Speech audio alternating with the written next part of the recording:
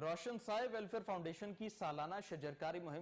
مہم کے تحت ملک بھر کے مختلف مقامات پر 10,000 پودے لگائے گئے۔ شجرکاری مہم میں صحافیوں، طلبہ سمیت سیاسی و سماجی رہنماؤں اور بچوں کی بڑی تعداد نے حصہ لیا۔ شجرکاری مہم کے سلسلے میں لاہور پریس کلب میں سینئر صحافیوں نے پودا لگایا اور اس عزم کا اظہار کیا کہ دنیا بھر میں ہونے والی ماحولیاتی تبدیلیوں کے نقصانات سے پاکستان کو بچانے کے لیے ملک کے ہر فرد کو ایک پودا ضرور لگانا چاہیے۔ جبکہ